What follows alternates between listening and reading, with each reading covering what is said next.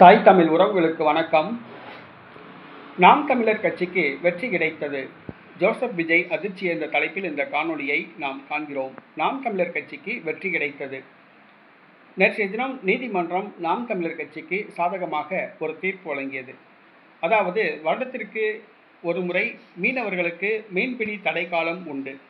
அந்த காலங்களில் மீனவர்கள் மீன் பிடிக்கக்கூடாது. கடல்களில் மீன்களின் இனப்பெருக்கத்தை அதிகப்படுத்த வேண்டும் என்பதற்காக மீன்பிடி தடை காலம் ஒவ்வொரு ஆண்டும் அமல்படுத்தப்படும். அப்பொழுது மீனவர்கள் வேலை இல்லாமல் இருப்பதால் அவர்களுக்கு தமிழக அரசின் சார்பில் நிதியுதவி வழங்கப்படும்.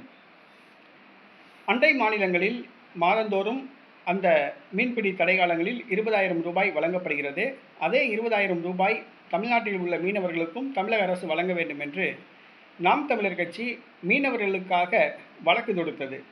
தமிழக அரசு, அதாவது தவேக அரசு, நீதிமன்றத்தில் 20,000 ரூபாய் வழங்க முடியாது என வாதிட்டது.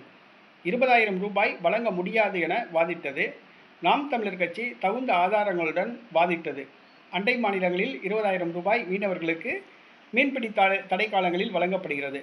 அதேபோன்று தமிழ்நாட்டிலும் வழங்க வேண்டும் என்று நாம் தமிழர் கட்சி வழக்கறிஞர்கள் நீதிமன்றத்தில் வாதாடினர். இறுதியாக நீதிமன்றம் நாம் தமிழர் கட்சிக்கு ஆதரவாக தீர்ப்பளித்தது. மீனவர்களுக்கு உடனடியாக அந்த மீன்பிடி தடை காலத்தில் 20,000 ரூபாய் உடனடியாக வழங்க வேண்டும், காலதாமதம் செய்யக்கூடாது என்று நீதிமன்றம் உத்தரவிட்டுள்ளது. மீனவர்களுக்கு ஆதரவாக நாம் தமிழர் கட்சி வழக்கு தொடுத்தது. தற்பொழுது மீனவர்களுக்கு மாதந்தோறும் 20,000 ரூபாய் உயர்த்தி வழங்க வேண்டும் என்று நீதிமன்றம் உத்தரவிட்டுள்ளது. இது நாம் தமிழர் கட்சிக்கு கிடைத்த வெற்றி. ஆனால் மீனவர்கள் வாக்குகளை பெற்று ஆட்சிக்கு வந்த இந்த தமிழக வெற்றிக் கழகம் நீதிமன்றத்தில் மீனவர்களுக்கு 20,000 ரூபாய் வழங்க முடியாது என்று வாதிட்டது. அதை மீனவர்கள் புரிந்து கொள்ள வேண்டும்.